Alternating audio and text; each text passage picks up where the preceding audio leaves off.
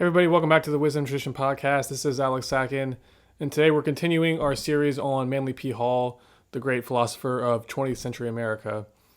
And in this section, which is part 3 of this series, we're going to be looking at the topic of the philosophy of the UFO. And UFOs are something I've discussed and talked about at length on this channel in previous articles and chapters of my book on philosophy that I've been putting out the past year and a half. And this content that I'm going to be going over today is material that I've been aware of for a while and been kind of sitting on and waiting for the right time to discuss and put out. And so now this is the appropriate time, and we're going to be going into Manly Hall's writings on the UFO phenomenon, and he's going to give his analysis of it, writing mostly in the 1950s, but a little bit of material comes out in the 40s and a little bit comes out in the 60s. And here he gives his take on the UFO phenomenon. So his assessment is very, very interesting. It does go into a lot of levels. It goes beyond just the sort of surface level and goes into the psychology. And then towards the end of the article, we're going to move into more deeper philosophical issues that the UFO phenomena seems to be directing our attention towards. And these have to do with the mysteries of space itself, not outer space, but the field of space. Overall, this is a long article. It's pretty epic. It's about 40 pages on my Word document. So I hope you'll stick through to the end, because this is really an analysis of this very contemporary issue and this very relevant issue. This is an analysis that has these many different layers that I've been talking about. No one else is thinking on the subject in this way. So Manly Hall is really guiding us here to really transcend our thinking on the topic and not just rest on this idea that if there's something foreign in the skies, it must be from aliens. So we're going to talk about the alien issue to some degree in this article, and we're going to kind of be critical of it and consider alternate possibilities. So that's all coming up. Once again, this article is called The Philosophy of the UFO, and I want to start off by getting into the first section. It's called The Philosophy of the UFO, an Introduction. So that's where we're going to start off here in a second. Okay, let's kick things off here. The Philosophy of the UFO, an Introduction. In the 1940s and 50s, scattered about his quarterly journal publications and lecture manuscripts, Manly P. Hall offered a series of commentaries about the UFO phenomenon and its larger philosophical implications. I've never seen anyone analyze this content before, so in this article we're going to be doing a deep dive into it, investigating what the great philosopher had to say about this important and highly relevant issue. This discussion follows a string of articles and podcast episodes I put out on the topic of UFOs as part of a longer series on the secret history of the 20th century. In those articles, I overviewed a wide range of material from various researchers that point to the emergence of an American-based, human-run, and consequently non-alien UFO program all the way back in the 19th century, with these early versions of anti-gravity vehicles being termed flying airships, and contemporary newspaper reports about them from the period. It appears that these early anti-gravity vehicles were developed based on the use of an exotic form of physics derived from experimentation into the mysteries of alchemy. In particular, the anti-gravity effects these early UFOs demonstrated were generated by tapping into what in alchemy is called the fifth element, the luminiferous ether. Notably, this principle of ether is the same energetic substrate that Nikola Tesla discussed and harnessed in his own designs and blueprints. While I was putting together that earlier series of articles on the UFO topic, I was aware that Manly Hall had, during the 1950s, written extensively on the issue, but I deliberately left this material out because I wanted to save it for this current chapter, which is entirely dedicated to Manly Hall's writings on contemporary issues facing mankind during the 20th and 21st centuries. Now that I've explored the UFO topic without reference to Hall, we can now factor in his teachings about the topic and thereby gain further insights about it. Furthermore, having already gone into the latest research into the history of UFOs from contemporary researchers, we can now look back to what Hall wrote about the topic 70 years ago and gain a better appreciation of how advanced his thinking on it was. As we'll discover, Hall made certain statements about UFOs back in the 1940s and 1950s that modern scholars have only been able to verify decades later. It makes you wonder how Hall gained access to the knowledge he had. When we hear what he has to say about the topic, it's truly remarkable how prescient his thoughts and predictions about it have proven to be. Surprisingly to me, none of the major contemporary researchers on UFOs have uncovered Manly Hall's material on the topic. It's a shame, because if they had, they could have been spared a lot of wasted time following false leads, such as the idea that UFOs are the result of ET or alien visitations. As we'll see, Hall states emphatically that the UFO phenomena is a human-run project.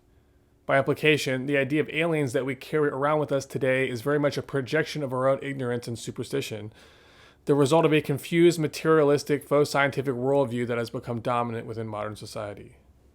One of the main ideas that comes out of Hall's writings and lectures on UFOs is the notion that our tendency to lean on an alien explanation for them functions as an aspect of a larger scientific age mythological system, one built around the core ideas of secular scientific materialism. Also incorporated in this body of modern myth are Einstein's ideas about space-time, Darwin's model of biological evolution, and modern psychology's premise that mind and consciousness arise out of the physical brain. None of these theories are actually scientifically true, but we accept them as so, and therefore in time they have become part of a modern scientific age mythological system. Hall's teachings on the UFO topic help us cut through the fog of confusion that this modern system of mythology has instilled within us. On one hand, Hall helps us discover the deeper metaphysical truths that the UFO phenomenon points us toward. On the other hand, his teachings also help us appreciate that there is a larger psychological and philosophical meaning behind the timing of the appearance of this mystery on the world stage. The modern myth of aliens visiting Earth from somewhere in outer space is not an arbitrary one. Rather, it forms part of our modern exoteric system of belief. In all ages, there have existed an exoteric worldview accepted by the uninformed masses. Meanwhile, there has always also been an inner esoteric body of teachings reserved for the initiated few. The modern scientific age belief in aliens, Darwinistic evolution, relativistic space-time, and materialistic science in general merely represent a modern version of this exoteric paradigm. By implication, an alternate esoteric explanation for these phenomena also exists, but this is classified, with classified knowledge being the modern equivalent of esoteric knowledge. If we look at things this way, we can appreciate how a major disclosure of the esoteric classified truths about UFOs, where they come from and how they work, would lead to a major transformation in the structure of the collective psyche, altering in fundamental ways the core body of myth that collective society subsists on. This is a significant point because it suggests that more is going on with the UFO mystery than just aliens visiting us and the government lying about it. Rather, disclosure about UFOs represents the ending of an entire paradigm of scientific age mythology, with a new, as yet unspecified body of myth rising to replace it. In this new paradigm, key metaphysical truths and facts about the relationship between the human being, the earth, and the universe as a whole will be revealed, and a new body of myth must be developed to incorporate these new revealed truths. In the new worldview that will emerge alongside the destruction of the old, it will be emphasized that, contrary to modern beliefs, there is nothing truly alien in the universe. Rather, the cosmos is one great life form, and all forms of life within it are like cells and organs in its body. Each exists alongside counterparts in a brotherhood of fraternity and common purpose. All are creations of the same supreme universal self or God, and therefore all are, in essence, one. The deeper we go into the metaphysical mysteries underlying the manifestation of the material universe, the more we discover the divine presence everywhere. Ultimately, all life forms in the universe, on Earth or elsewhere, emerge out of this unity. They exist for a while as an individualized entity before again being dissolved back into the being of God, the divine oneness. The idea that fundamentally different and separate ET beings are visiting Earth in flying aircraft is very much a projection of our own state of understanding concerning our own relationship to the greater universe we inhabit. We see ourselves as discrete, autonomous beings, fundamentally separate from each other. Indoctrinated by this worldview, it becomes natural for us to project this state of mind onto the universe at large, with the idea of aliens becoming the ultimate form of an other or not self we can imagine. Actually, there is nothing truly individual or separate in the universe. Everything existing within the cosmos is the creation of one divine consciousness and one divine mind. Therefore, the mystery of the UFO is ultimately not about discovering other separate beings from outer space. Rather, it is about discovering our connection to the source of life in the universe itself. This discovery is to be found not in the technological exploration of outer space, but rather in the mystical exploration of inner space, i.e. within the depths and roots of our own psyches. There, we discover, enthroned at the apex of each of our psychic natures, the existence of a common universal principle, what Carl Jung termed the self. As we explore Manly Hall's mid-century writings and lectures on the UFO topic, all these themes come up. The overall idea here is to use the symbolism of the UFO as a means to further enhance our understanding of esoteric philosophy and the spiritual worldview of the cosmos it advocates. Although the UFO topic is a definitively modern one, the ultimate truths we uncover in our exploration of it reveal the same timeless ideas and principles once pondered and discussed long ago during the times of the ancient Greeks, Egyptians, Chinese, and Hindus. As Hall teaches over and over again, the study of any particular topic must be grounded in a foundation of universal principles and concepts. This is true when we study Atlantis and the evolution of races and nations. It is also true when we study contemporary topics such as UFOs and aliens or the World Economic Forum's campaign for a forthcoming Great Reset. Each of these exists within the backdrop of timeless truths and wisdom teachings, and to come to a full understanding of what these current events herald, we must base our analysis on a consideration of these universal themes and principles. Any individual life form, person, event, or social structure must exist and take place within the larger background context of universal space. This unified field of space possesses its own inherent laws, designs, and plans, and impresses them upon every individual life form and event that manifests internally within its space. Life, consciousness, mind, and form all ultimately belong to the unified field of space. Therefore, the more we learn about any given area or topic, the more our analysis inevitably moves more and more into the realm of universal principles. This holds true for the study of human history, human psychology, and the social structure of human civilization. Follow the trail deep enough in any of these categories, and you inevitably end up coming across the existence of universal principles and archetypes in space. This also holds true for the study of the laws and processes behind evolution in nature. And it is likewise true regarding the study of UFOs and the secret science behind how they work. In each case, as we delve deeper into the topic, we discover our attention being drawn more and more to a consideration of space, God, consciousness, mind, and the existence of a divine hierarchy of spiritual life forms existing above and beyond the earthly world of physical creation. In this article's coverage of the philosophy of the UFO phenomenon, we will follow this basic approach, using the UFO issue as a means to climb a ladder of ascent that begins with a consideration of discrete individual physical phenomena, such as a UFO sighting, then moving upward toward a study of man's psychological response to its symbolism, before finishing with an analysis of the profound philosophical themes and metaphysical concepts that a deep exploration of this issue inevitably reveals. We will begin our analysis by looking at what Manly Hall had to say about the immediate causes of the UFO phenomenon. Are they caused by a secret government research program, or are they the product of extraterrestrial beings visiting us on Earth? Furthermore, what do sightings of UFOs and descriptions of the irregular physical properties they demonstrate tell us about the shortcomings of our modern paradigm of scientific materialism? And is it possible that the study of the UFO issue will end up bringing mankind toward adopting a new and more elevated philosophic worldview? These are the questions we will be considering as we go forward in this article, using the teachings of philosopher Manly P. Hall as our guide. By considering the larger philosophical viewpoint Hall provides on this issue, we discover that our understanding of the larger spiritual questions of life become enhanced, and a doorway is open within us to begin coming to a new collective realization about the relationship between God, man, the universe, and the evolution of life on Earth. As world civilization becomes increasingly globalized and moves inevitably toward a new age of world government, these are exactly the type of collective realizations that we need to begin accepting and adopting. They are part of a new, expanded philosophical worldview that must rise and become dominant within global society in the forthcoming decades. As the current UFO disclosure process proceeds, our attention will be brought increasingly toward the revelation of key esoteric truths, ones which must in time become adopted as part of the new expanded worldview that will accompany the formal creation of a world nation or world government.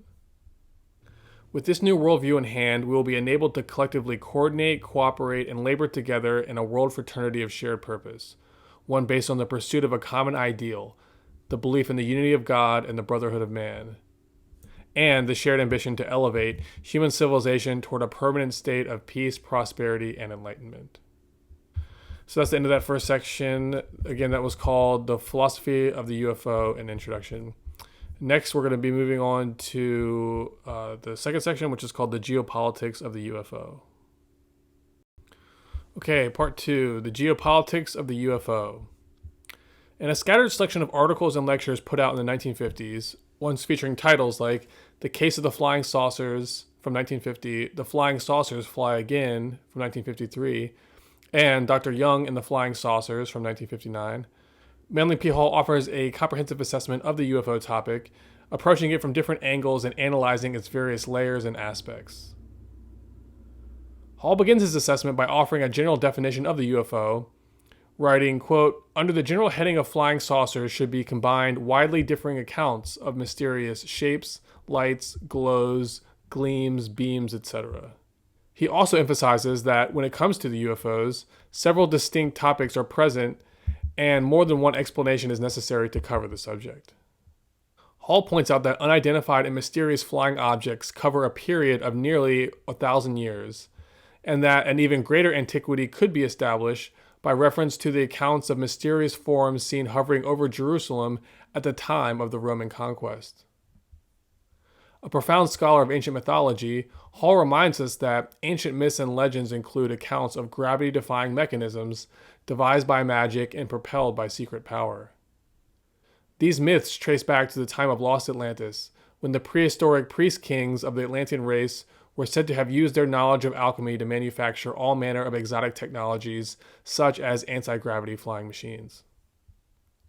Modern-day UFO sightings began en masse around 1947, with the famous Roswell incident being the most well-known of the numerous incidents that would take place that year. Since 1947, UFO sightings have been reported with regularity, not just by the public, but also by the military and by the national security officials within the U.S. military-industrial complex.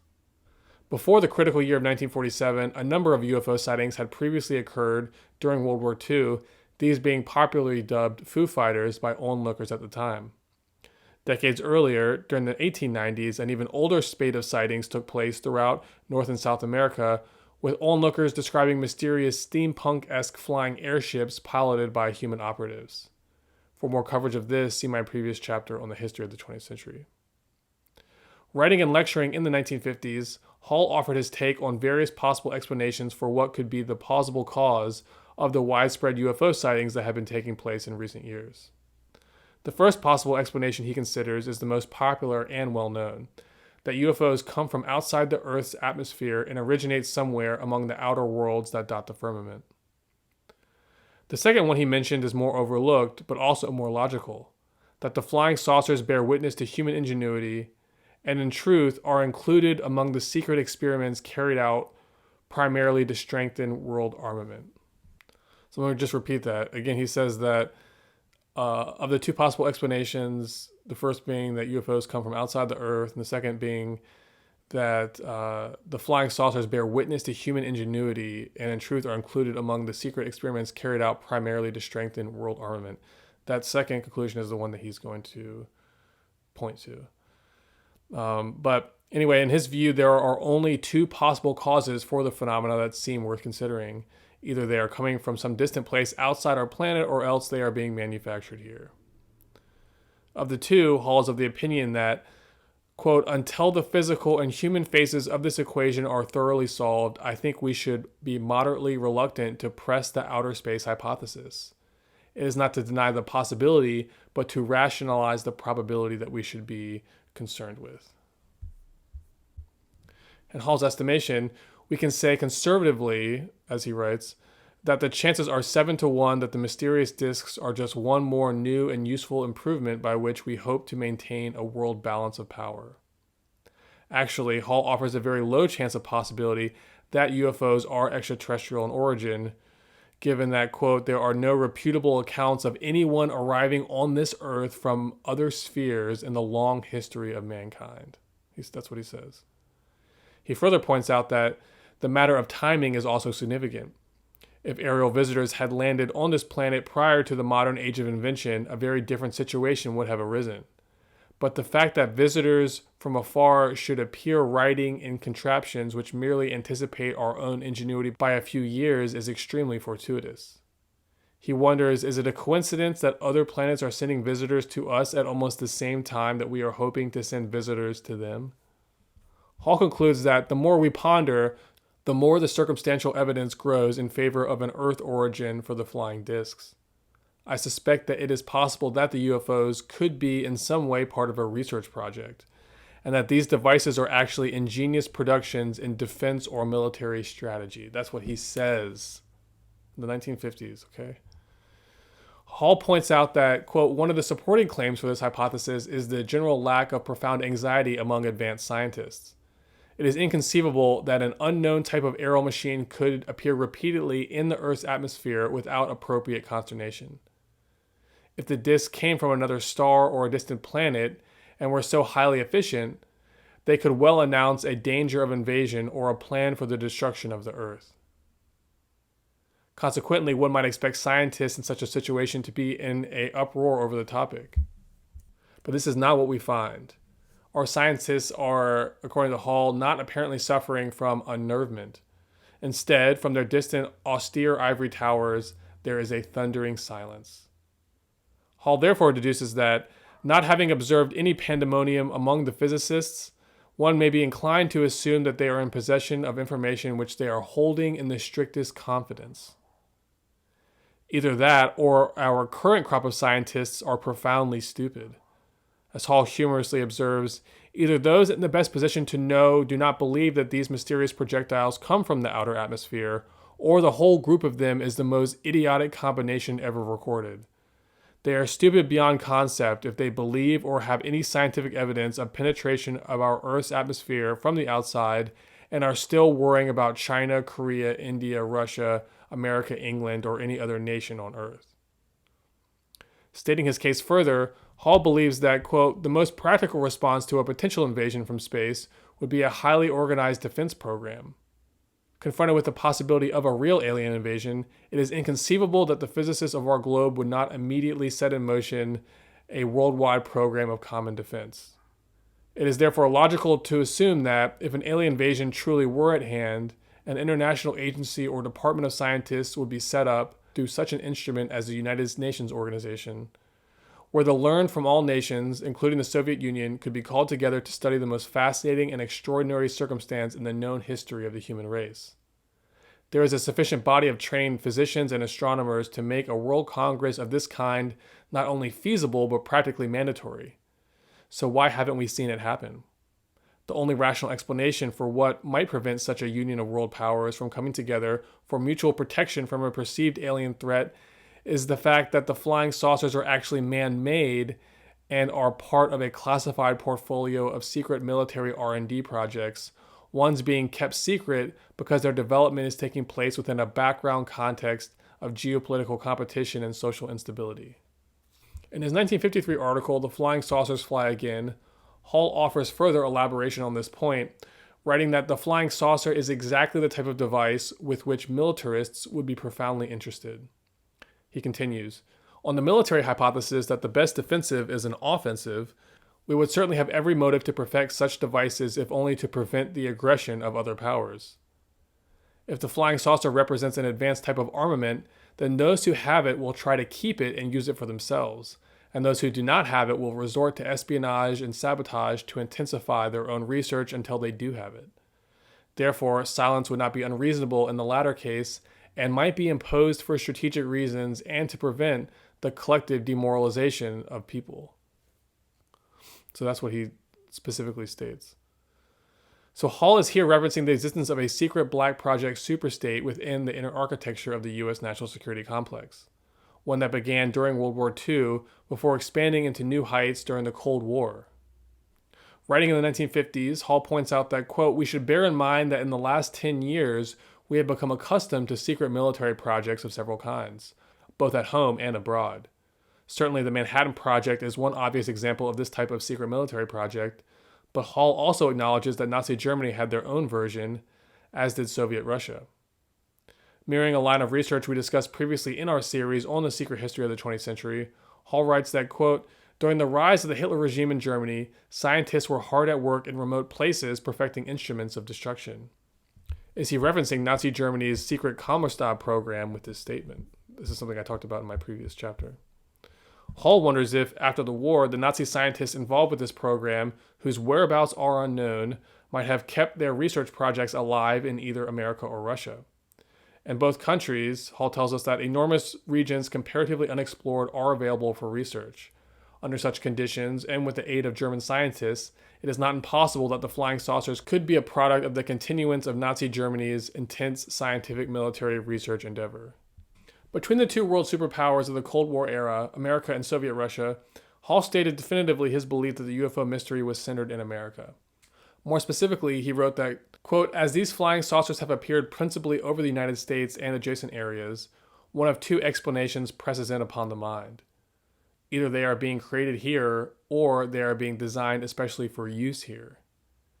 He further states, quote, that the United States has an elaborate research project we know too well to even question it.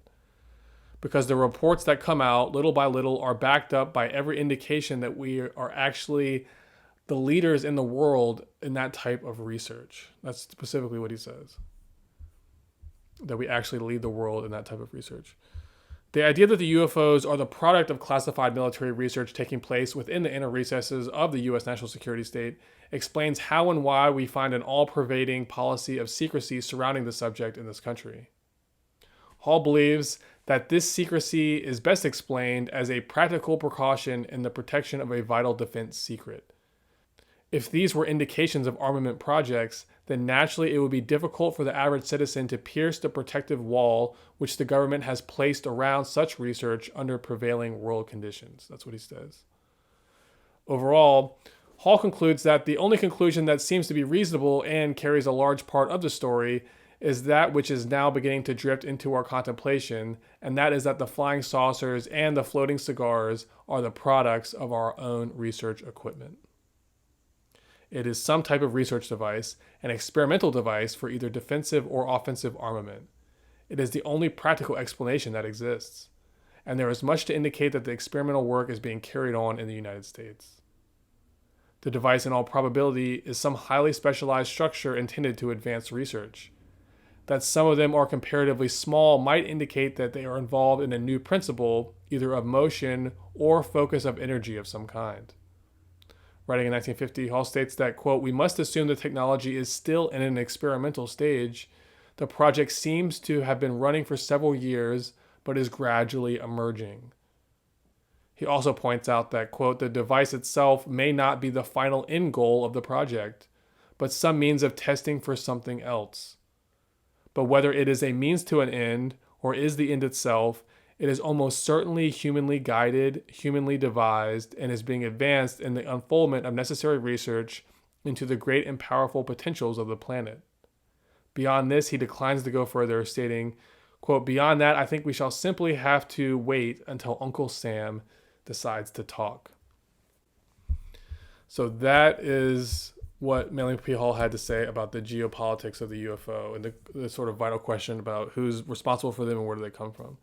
So the practical questions, he comes on the side of they are human-made, human-run. The project is being done in America and is part of a secret government program. He indicates that it's about world armament, which implies it's being run by the military-industrial complex at its inner recesses. These are all things that we know now. We have a lot of evidence. I went over that in that previous series. So now we're hearing Manly Hall state in the 1950s all these facts about UFOs that really would not become well researched until decades later. So he really was ahead of his time in his analysis of this issue. He also points to Nazi Germany connection. That's something we went over in depth in our previous series. So this is very, very interesting, what Manly Hall had to say about this topic, particularly when he was talking about it, this very early era. The widespread sightings and phenomena only began in 1947 with maybe a little bit of discussion about them during World War II with the Foo Fighters.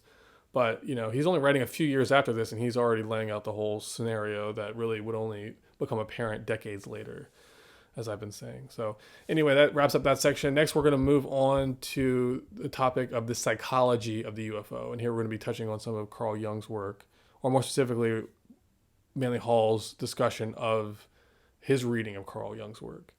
So it was interesting, seeing Manly Hall comment on Carl Jung. So anyway, that's what we're going to be going into next. All right, the psychology of the UFO.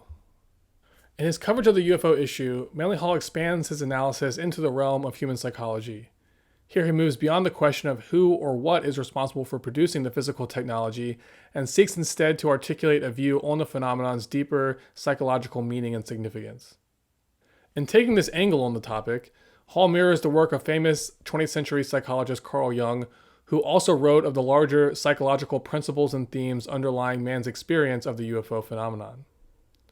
Here, the focus isn't necessarily on how the physical phenomena is created, but rather how our interpretation of this phenomenon reveals important aspects of our own psychological functioning.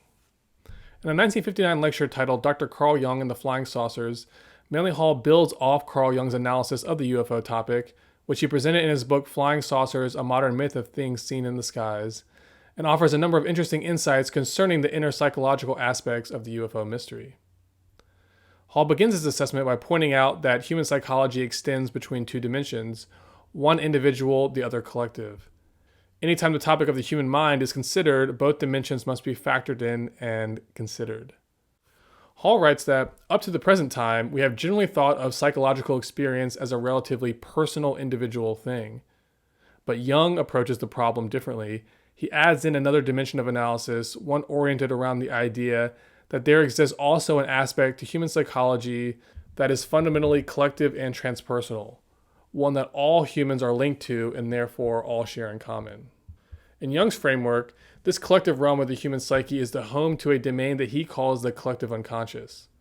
Within this transpersonal realm of the human psyche are located transcendent psychological principles, ones he, following the teachings of Plato, termed psychological archetypes.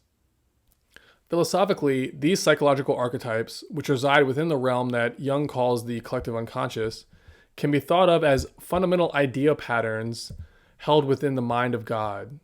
And God is the entity that Jung terms the self. Any thought or emotion pattern a human can make exists always and ever in relation to these fundamental archetypes. They form the metaphysical basis upon which all human activities are founded. In Carl Jung and Manly Hall's psychoanalysis of the UFO issue, they factor in the existence of these transcendent transpersonal archetypes in their consideration of the topic. Here, their interest is to move beyond the quest to establish a physical explanation for the phenomenon and instead seek to understand how the human mind engages with it on a deep subconscious level. In his 1959 lecture on Carl Jung's take on the UFO issue, as well as in various journal articles published both before and after it, Manly Hall points out that the modern manifestation of the UFO phenomenon is occurring during a particularly chaotic period in human history, one in which the world's soul has fallen under a tremendous amount of stress pressure.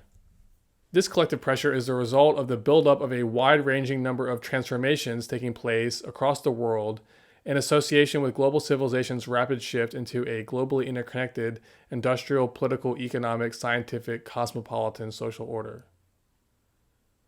The widespread changes to society associated with these shifts are responsible for exerting a tremendous amount of stress pressure on the human psyche, both individually and collectively. Consequently, the world's soul and the individual soul alike are going through a combustible state of self-transformation, with a number of drastic shifts, transitions, and rebirths now taking place around the world in nearly every area of human thought and activity. In his 1944 article, titled The World Out in Space, Hall points out that, at present, we are living through an era featuring, quote, the most rapid scientific progress ever known to man, with science dominating the thought pattern of modern intellectualism.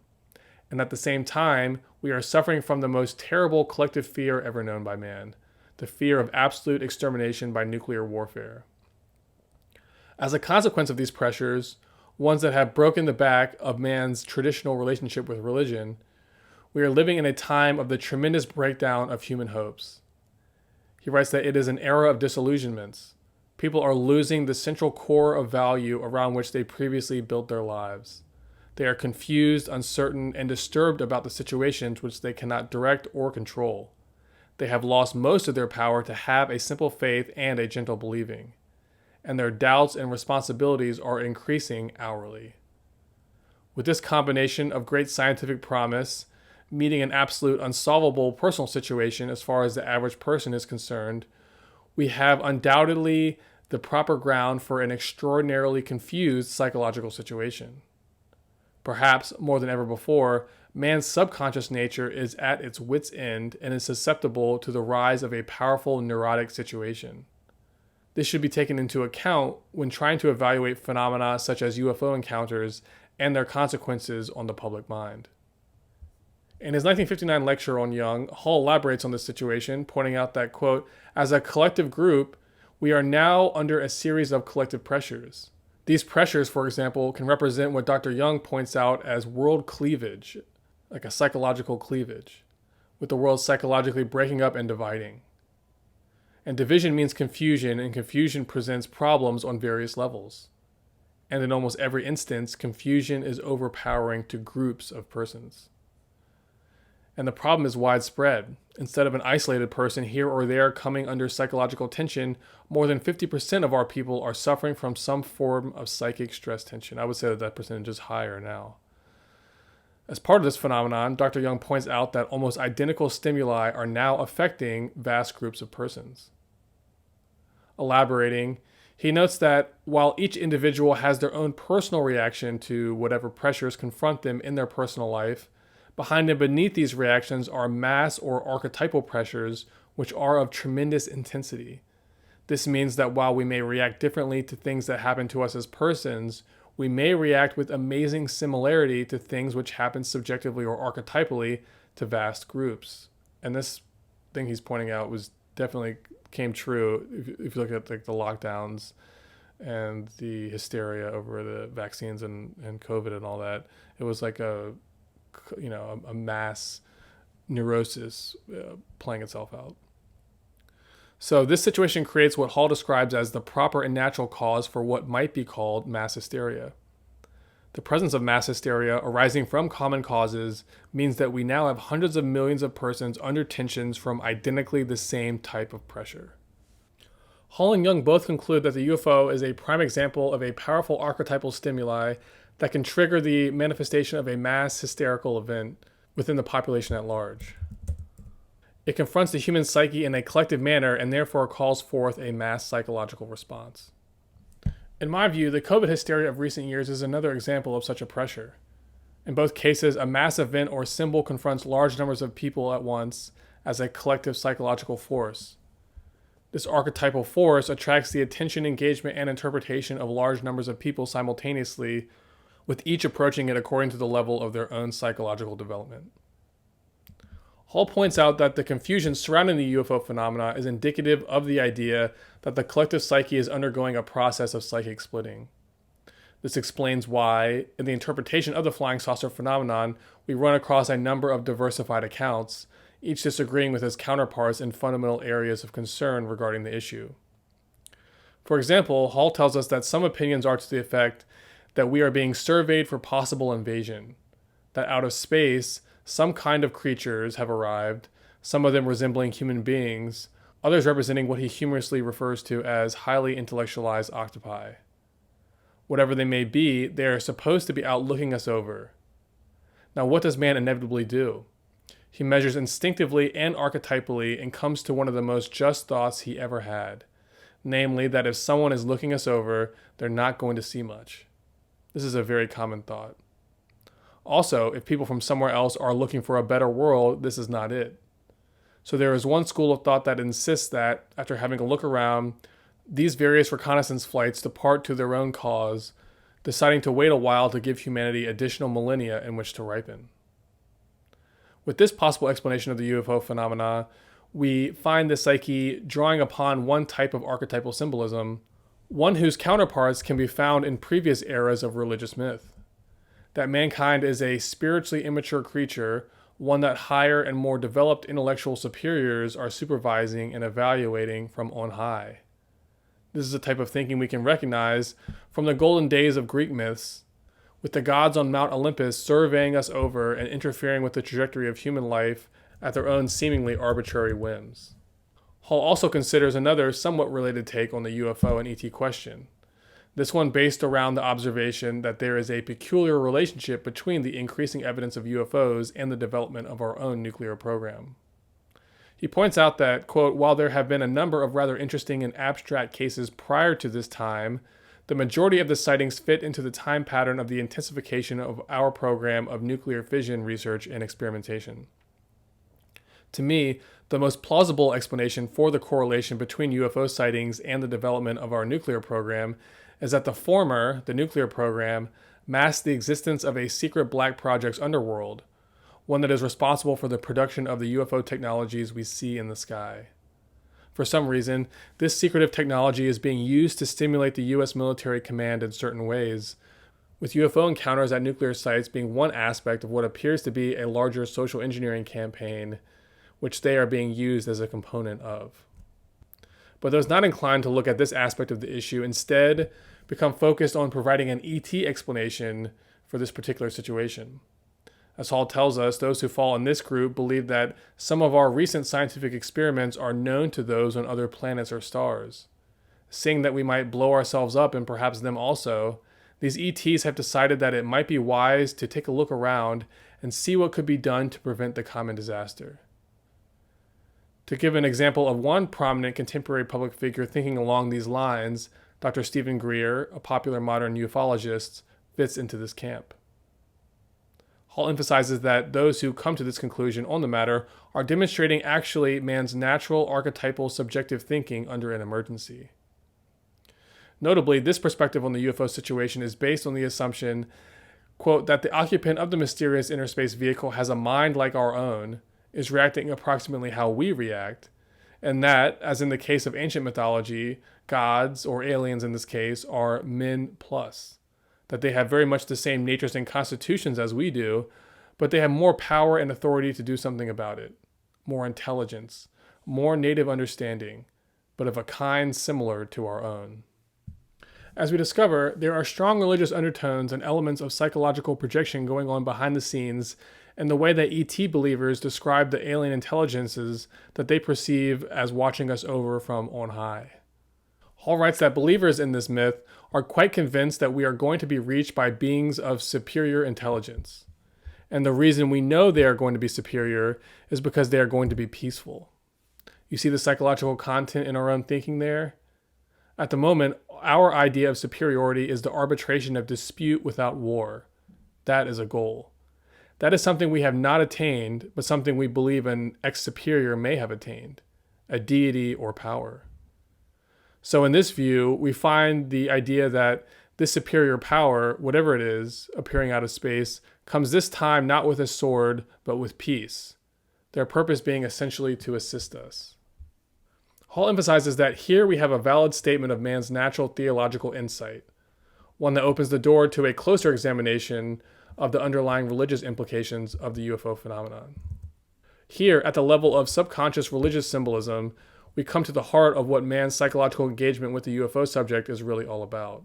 Elaborating, Hall states that, quote, we will assume something moves across the heavens. This something is, for the most part, described as a spherical or plate-like disk. This disk has been seen in modern times, and there are also records of it having been seen hundreds of years ago. Young points this out. But he also points out that the whirling disk is not only a scientific symbol, but also one of the oldest religious symbols of mankind, something we are inclined to overlook. For example, in Indian mythology, in the wonderful story of the Bhagavad Gita, the deity Vishnu tells Arjuna, the prince of men, that when virtue fails upon the earth, I will come forth. Among the basic symbols of Vishnu, always carried by this deity in one of his several arms, is the chakra or whirling disk. This whirling disk is also the Buddhist mandala or mandara, the symbol of whirling motion. And most of all, in all mythologies, the symbol of totality, unity, and completeness. Related to these Indian and Buddhist symbols is the whirling swastika-like hammer of the Nordic deity Thor. The hammer which, thrown vast distances, performs its mission and then whirls back like a boomerang to be captured again by the deity of power who wields it. Here we have a mysterious whirling symbol, a symbol which has, since the beginning of time, archetypally been deployed in religion. As we discover, the classic symbol of the UFO, the flying saucer or whirling disc, is actually an archetypal symbol, one whose corollaries can be found in the mythological symbolism of every major world religion from the past. From a philosophical standpoint, Hall explains that the whirling disc is a subconscious power symbol. It is unconsciously or subconsciously the symbol of a presence or power superior to man, and likened in the Hindu mysteries to Vishnu. Now, Vishnu is the preserver. He is a symbol of the protection of man against the inevitability of absolute law without mercy. Like Christ, he is the intercessor. He is a presence of messianic significance. In Buddhism, throughout ancient times, the belief in the advent of a new power of benevolence came in the form of the celestial bodhisattva Maitreya. In recent years, legends have been gathering that this deity was to come again and would come soon for the salvation of his people. This Maitreya principle or symbol is also, therefore, the symbol of a deity coming in glory for the salvation of his people. Continuing with this line of thought, we discovered that the symbol that underlies the UFO mystery, the spinning wheel or chakra, is actually an archetypal symbol of the divine being, the universal self, and his lordship over the destiny of worldly affairs.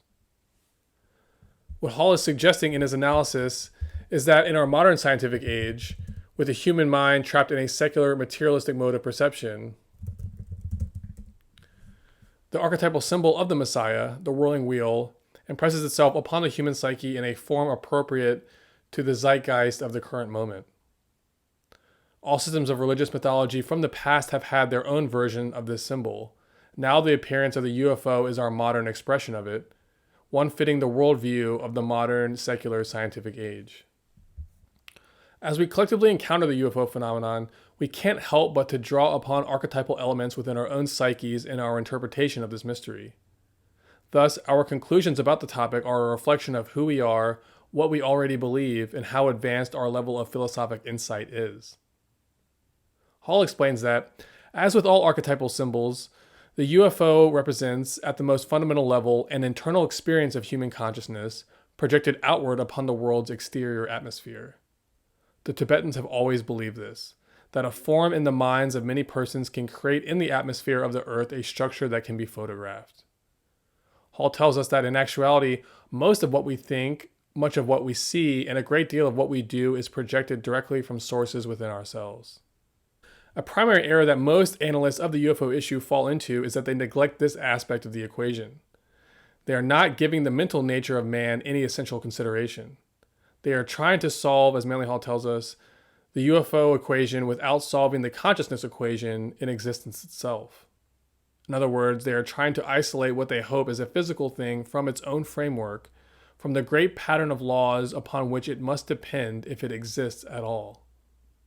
Clearly, the UFO phenomenon possesses a strong archetypal character to it. Something deep within the human psyche is pushing out and impressing its mark upon the collective psyche, utilizing a symbolic form appropriate to the age in order to do it. When it comes to our modern interpretation of UFOs and aliens, then, Hall tells us that, quote, we are simply in the process of creating an imagery for archetypal ideas that are gradually taking hold within us. These archetypes take on different appearances depending on the person or group. This explains the diversity in accounts and explanations that the UFO topic engenders. Hall points out that previously in mankind's history, in the days before science, these same archetypal themes and symbols were present but took on different symbolic form. They were there, but we experienced them in a manner that suited the state of our psychology at the time. So, for example, he points out that modern eyewitness descriptions of aliens bear close similarity to drawings of imps and gnomes by medieval magicians from the 15th, 16th, and 17th centuries. The difference is that, in those days, it was assumed that these beings belonged in our atmosphere. Now we like to think of them as somewhere in outer space. But they look alike, and they seem to have the same mysterious and elusive qualities. Thus, when it comes to aliens, we are bestowing upon them practically every one of the extrasensory factors we previously conferred upon the elementals, demons, and spirits of necromancy and Kabbalistic magic. This also holds true with the content of the supposed alien communications they receive. These messages are almost identical with the messages received from discarnate entities through psychic phenomena. There has been very little said in these messages that could not have been done on a Ouija board or by crystal gazing or deep trance. It is the same type thing. Therefore, when confronting the UFO issue, we discover there is no possible way we can come to a firm conclusion about it without factoring in first the internal dynamics of our own psyches. Clearly, there is a deep-rooted connection between the influence of archetypes within the collective unconscious and the emergence of UFO sightings in modern times.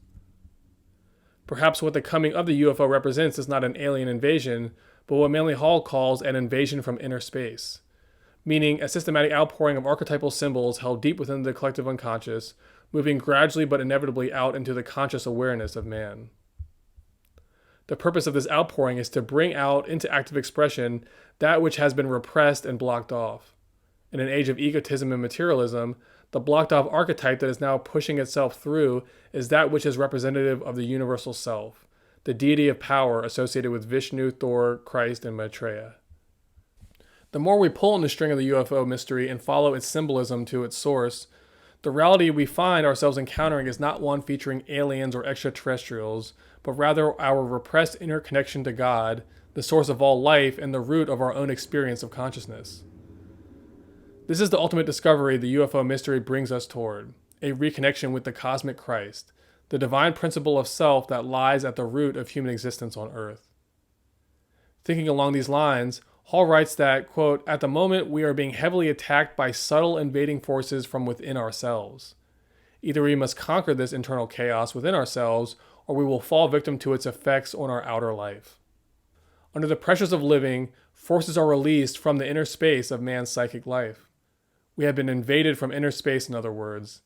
Out of the mental and emotional darkness within ourselves has come forth a pressure which we lack the ability and often even the inclination to resist.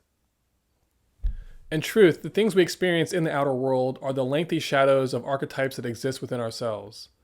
But as yet, the vital problem of the collective unconscious, its archetypes, and the integration of man's personality with them is not fully recognized or accepted.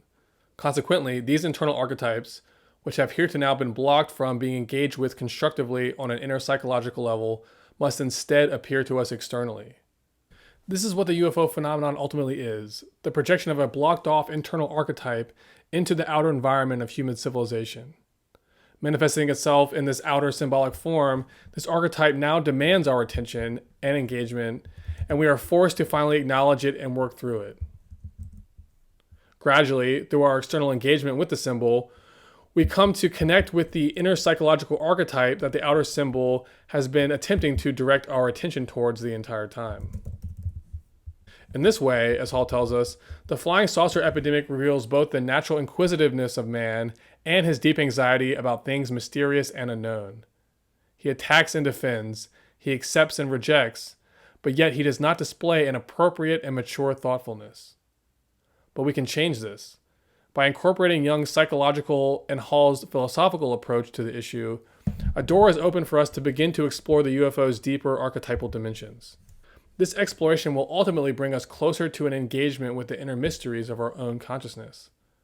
This is the true destination that the UFO symbol is gradually bringing us towards, a rediscovery of the root principle within our own psyches, the universal self.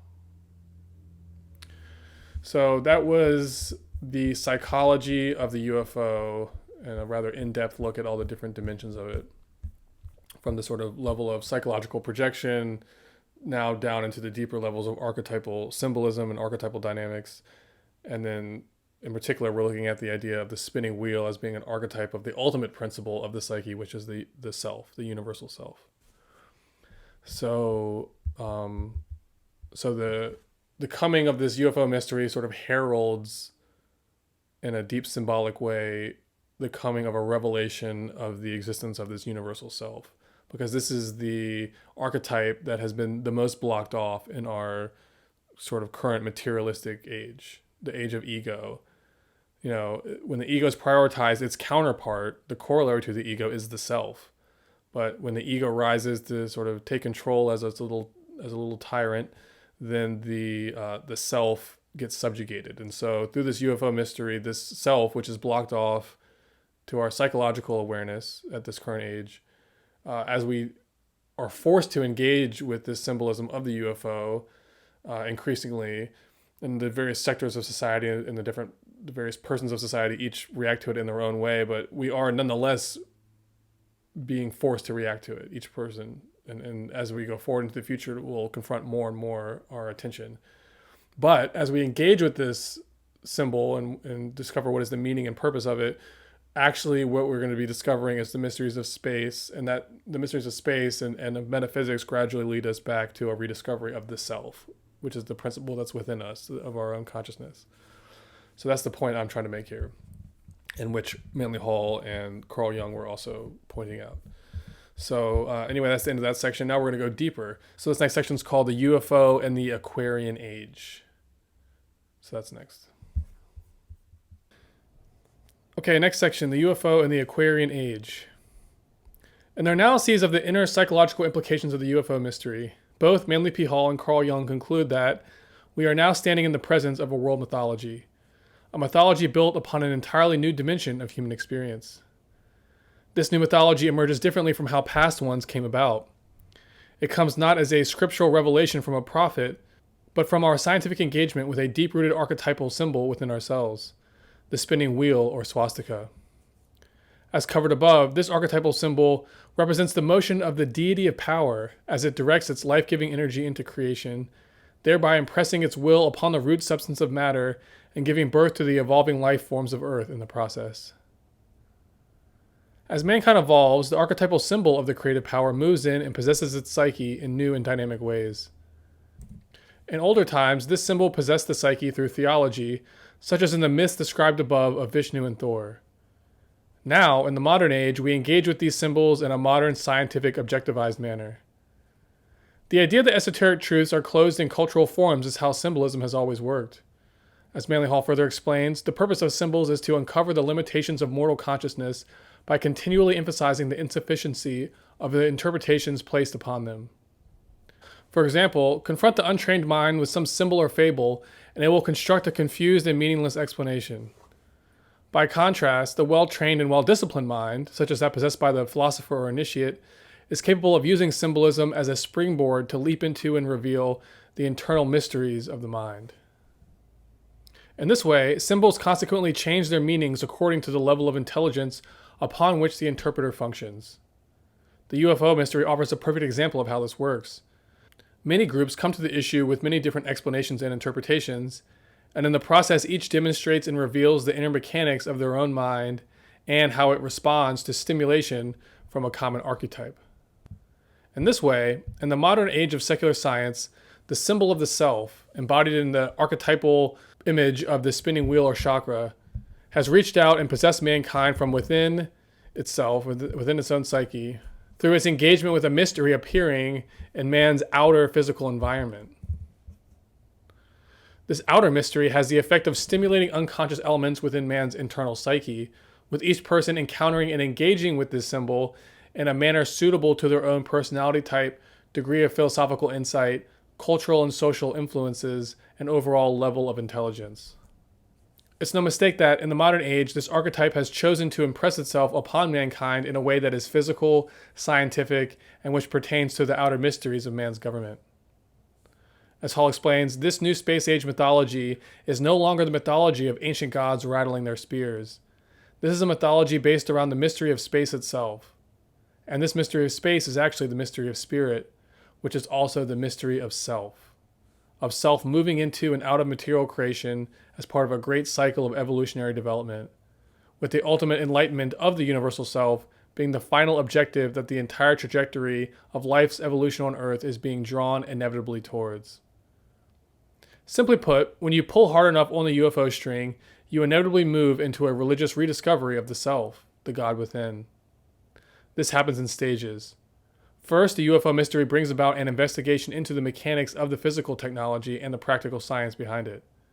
Then, our attention is drawn toward a consideration of an invisible world of black projects, which is responsible for researching and developing these exotic technologies like UFOs.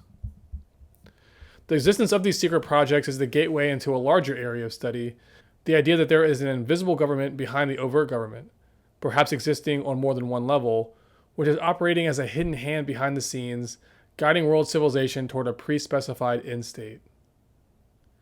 Here's where we come to another important, albeit subtle point. While on one hand, the appearance of UFOs interfaces with certain archetypal dynamics existing within the human psyche, it is also true that the manifestation of this phenomenon involves the orchestration of a vast enterprise and network of humans to produce and utilize them. The activation of this archetype within the psyche of the collective is what brings the individuals who work within these covert groups and organizations together to manifest this archetype into physical existence by means of the UFO.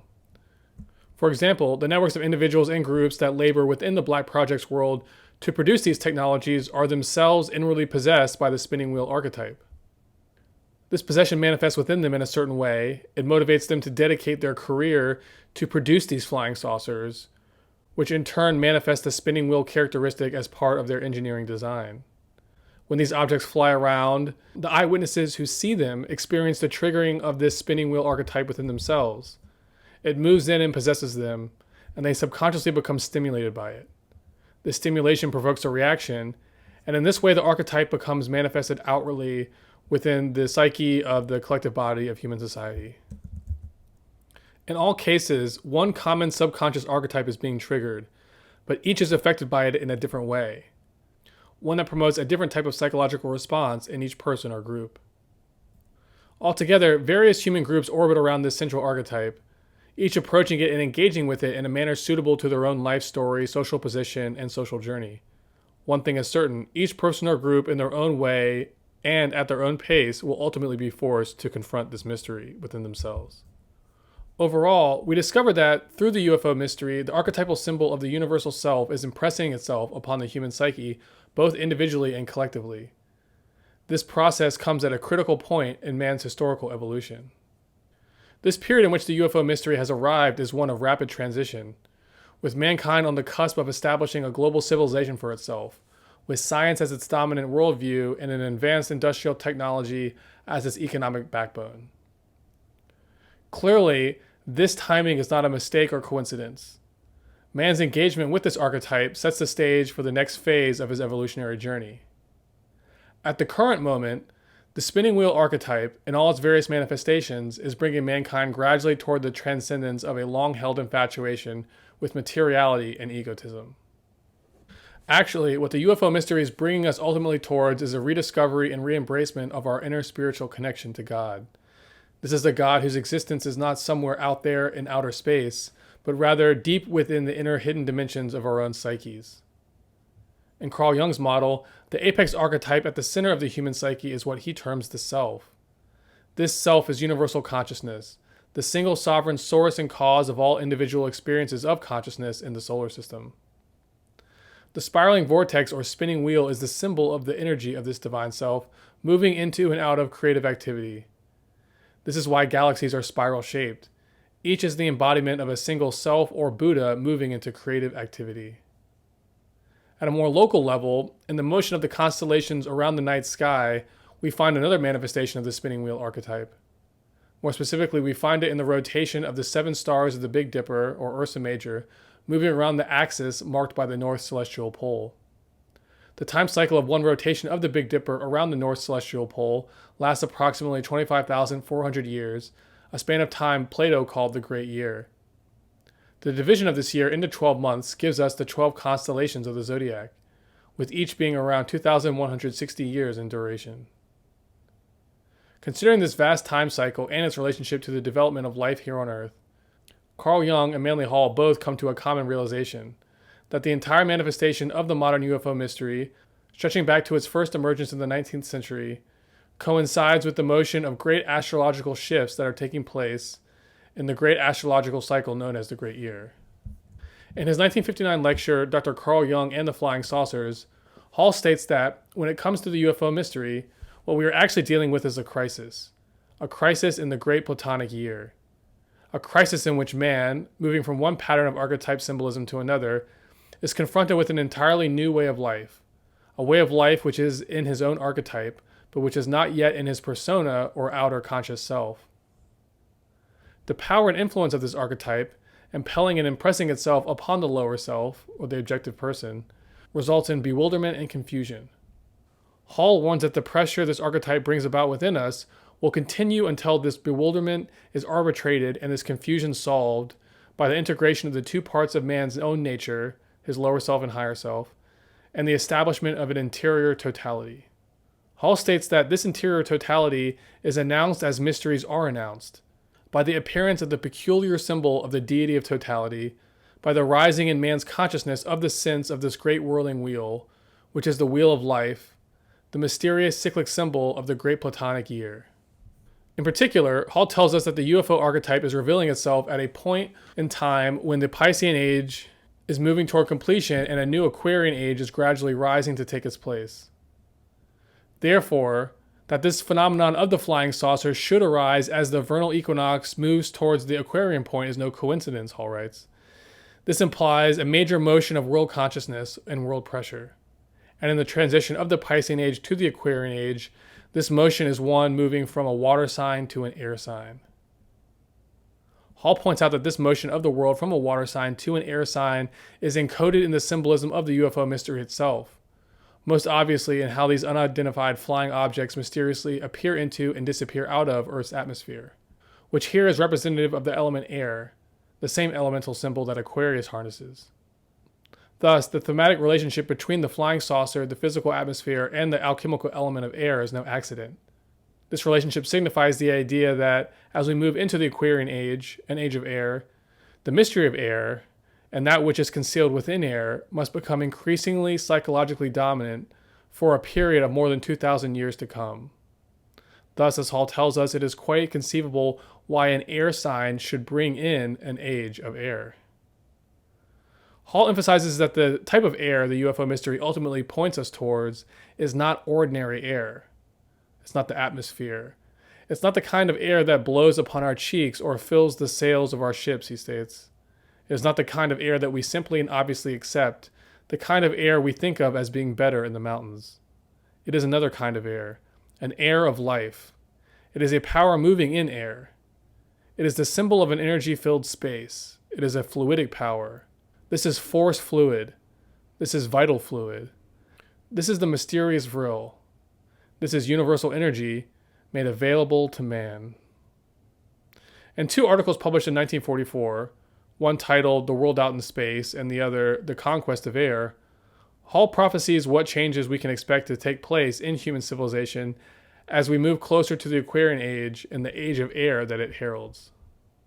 Hall declares that as the world moves ever closer to the realization of the Aquarian Age, we will increasingly discover the mystery of air is the new challenge. He elaborates, quote, "Today we are on the threshold of extensive research into the great world of air. This approach begins from a physical standpoint, but gradually moves into metaphysical concerns. This process is proceeding very slowly, scientifically, and cautiously, but nevertheless it is proceeding, and as it does, the world will undergo an increasingly drastic series of transformations." Hall states that, quote, "As we are now only at the beginning, it is impossible to place any limitation upon the progress that lies ahead. Whatever it will be, it unquestionably will change the entire course of human history." As we begin to probe the mysteries of space more deeply, one thing we discover in our investigation of its inner mysteries is that within the strange world of space dwells the greatest and most powerful giant that creation has ever known, electricity. As we move into the age of air, we discover not a universe comprised mostly of empty space, which the limitations of our physical sense perceptions and materialistic scientific worldview deceives us into believing, but the reality of a space comprised of universal energy, the rarefied, all-pervading field that the ancient Hindu philosophers once called Akasha, and the medieval alchemists the luminiferous ether. Describing the way in which this field of etheric energy interfaces with the forms and structures of material reality, Hall writes, quote, "We are beginning to realize that material particles, the minutest of physical substances, are suspended in binders. A mysterious invisible substance in the air about us is the medium which supports, sustains, vitalizes, preserves, and organizes material forms into pattern. This all-pervading field of etheric energy in space is therefore the creator, preserver, and destroyer of worlds. And within its inner space, all visible, physical, mortal beings and substances are suspended, as though in some strange, subtle fluid," as Manly Hall describes it. If this is the reality, that space is not necessarily empty, void, and formless, but actually an unfathomably rich field of energy, then an inevitable question arises. What causes the illusion of emptiness? Why do we perceive it that way? Hall's answer is simple. Man's eyes have very narrow limitation, and beyond the very small gamut of vibratory reflexes which we call sight, there must be innumerable things which we cannot see. In truth, man's perception of the universe is isolated by the limitations of his 5 sensory perceptions. In this view, what we call space is no more than our name for the place where human vision ends. It is therefore man's ineptitude which casts the strange shadow of emptiness upon it. Space in actuality is not empty. Actually, it is the source of all energy and form. In a pamphlet published in 1930 called The Mystery of Electricity, Hall writes that, quote, "By the ancients, electricity was not regarded as merely a blind force, but a gigantic intellectual entity, a being rather than an elementary force. What we call electricity was anciently recognized under the name heavenly fire, implying that its true purpose was to function as the vehicle within which the divine will was to express itself into creation. Today, electricity still performs this function, but we do not appreciate or realize this fact, looking at it instead as a resource to be plundered for the pursuit of our own selfish ambitions. But actually, the ancients were right. The field of universal energy is part of a great system of life, one that pervades all things and which is our entry point into the mystery of the universal self. Energy is not a neutral resource, therefore. It is intelligent, it is alive, it is moral, and it is spiritual. Hall calls it the soul of the air, writing that, quote, "While bodies subsist upon the earth, their spiritual counterparts exist in that atmospheric ether, which is the soul of the air." As we discover, the UFO archetype draws us inevitably towards a consideration of this field of universal energy within space. This is what the coming Aquarian Age heralds, a time when humanity unravels the mysteries of space and learns to harness the inner secrets of energy for its own growth and development. Writing in 1944, Hall predicts that, as the Aquarian Age approaches, we are going on into the air and into space. The first symptoms of it will be our age of commercial and industrial air. Then battles will be fought in the air as men fight for the sea, for the control of it. And they will also at the same time be searching into that inner atmosphere, which is the substance of our minds. Surveying the last 80 years since Hall wrote these words, is this not what has happened? Consider the technologies that have grown dominant within the modern era. Wireless internet, smartphones, cell towers, satellite dishes, etc. All are premised upon man's engagement with the atmosphere and the mysteries of energy and air. In this way, just as Hall predicted, as the decades have advanced, mankind has found itself more and more engaging with the Aquarian element of air. And this is just the beginning. We are beginning to realize that this substance we call atmosphere is really a great unexplored world. And the exploration and conquest of this unexplored metaphysical world is our destiny. This is the end for which we were fashioned. It is the mystery from which we came, and the mystery to which we will return.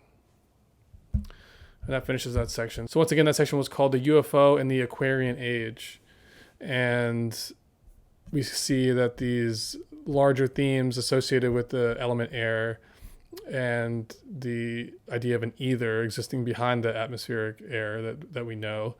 But these issues are increasingly coming into the forefront of man's psyche and of the operations of human civilization as we move closer and closer to the Aquarian Age. So this element of air is archetypally drawing us forward, and we see the manifestation of its effects in all these different areas, but in particular in the UFO issue, which is somewhat paradigmatic of this new element that we're moving into. Okay, let's move on to the next section. It's called the internal exploration of space. And here we're going to go deeper into the philosophic and esoteric concepts that start to be revealed as we explore the mysteries of the ether and of space, the things that the UFO is gradually pulling us towards. Okay, next section, the eternal exploration of space. To recap, in the preceding sections of this article, we discussed the psychological and philosophical implications of the UFO mystery, tying its symbolism to the presence of deep-rooted psychological archetypes impressing themselves upon the collective psyche of mankind. We also noted how this mystery has appeared at a critical point in man's long-term evolutionary development, one marked by the gradual transition of the world's soul out of the age of Pisces and into the forthcoming age of Aquarius. As this transition of ages proceeds, the mystery of space confronts us more and more. This mystery in space is what the UFO phenomenon is ultimately drawing us towards. In particular, our attention is being pulled toward a realization that space is not empty, but rather is comprised of an all-pervading energy field, the luminiferous ether or akasha. As we delve deeper and deeper into the mysteries of this field, we discover more and more not only about the energetic basis of material reality, but also about the hidden inner realms of our own psyches. Apparently, the two share a common interface with this metaphysical energy field. Consequently, as we delve deeper into the mysteries of energy, we find ourselves delving also into the mysteries of our own psyche. Here we come to discover a new concept of religion, one based around the inner exploration of our own psyches and the rediscovery of archetypal spiritual principles within it, with God, or what Jung calls the universal self, being the most powerful and prominent of these archetypes. In the new worldview that is gradually coming into formation as a result of our engagement with the mysteries of space, we begin to associate the concepts of God, consciousness, spirit, and space with each other. They become synonymous, different words for the same truth. In a 1976 lecture titled The Mysteries of Space and the Esoteric Philosophies of East and West, Manly Hall elaborates on the relationship between space and God, stating that, like God, space is the ultimate that man can contemplate. Space is eternal, never created, never ceasing, but existing everywhere and always. Space is reality. It is always the thing as it is, past, present, or future. It is, for it remains forever in a kind of present tense, an eternal now. Space is therefore the proper abode of God, because space, as far as man can estimate it, meets all the requisites of the limitlessness of being. Space goes on beyond conception, beyond imagination. There is no way of trying to discover what lies beyond it. What rivers or streams flow into the ocean of space? We cannot go beyond it, for everything beyond it is within it, and in some way limited by it. So space is the supreme being, life as one and all. All are composed of its substances and essences, all are nourished by its vitality, and ensouled by its soul, and all are given mind by its mind, and body from its form. This one supreme overself, this Adam Kadmon, this oversoul or cosmic entity is the reality. To the philosopher, deity is consciousness in space, and space is the first primary manifestation of eternal consciousness. These are the furthest points of ascension that man can reach. Within space, we discover an infinite number of species, each developing according to its own laws and its own rules, but within the structure of larger patterns. These larger patterns are held within the field of space itself. Space is indestructible and therefore immortal, but everything that it engendered or created was destructible and therefore must be considered mortal. This is all from Manly Hall, by the way, these quotes. It is obvious that while we cannot really see it, it cannot be a vacuum. Space has to be the seed ground, the infinite potential from which solar systems and all types of other astronomical phenomena originated. Space is, in a sense, the common denominator of everything that exists within it. Space is a vast matrix. Space was like an invisible earth. Just as seeds planted in the earth are nourished and grow, so lives arising from seeds in space flourish and grow. All mortal things which originate in space return to it, so there is an infinite outflowing of beings and things from space, and after vast cycles of time they return to space and become one again with the invisible cause of themselves. As part of this process, everything begins in space first by being invisible, before then passing through various conditions of visibility, before in the end returning again to the invisible. Hall tells us that ultimately the space problem is the discovery of consciousness in space. It is the discovery of a space that is alive with potential, but also is the eternal God, that God which directs us, reveals to us, inspires us, and sustains us. Simply put, we are manifestations of God in space. Therefore, it is true that in this supreme power, we live and move and have our being. Space is far vaster than any of us. We cannot become masters of it, but we can become servants of it. Man can never master anything until he masters himself, and man masters himself finally only when he accepts the fact that he is a servant of that which is greater than himself. We are here to obey, not to give orders, but we are entitled to become increasingly aware of the splendor of the world of which we are a part. Our increasing awareness of space takes place across two fronts, science and religion. Scientifically, our increased awareness of space's mysteries results inevitably in us letting go of a false materialistic viewpoint on life and the workings of nature, one that has long been accepted as gospel truth by the majority of modern intellectuals and scientists. In the age of air, we replace this outdated paradigm with the discovery that, as Manly Hall tells us, within space there is no physical substance per se. There is only spiritual essence producing an endless chemistry of which the substance or physical nature of things is an aspect or manifestation. The spiritual essence that Hall is referring to is what we today term energy.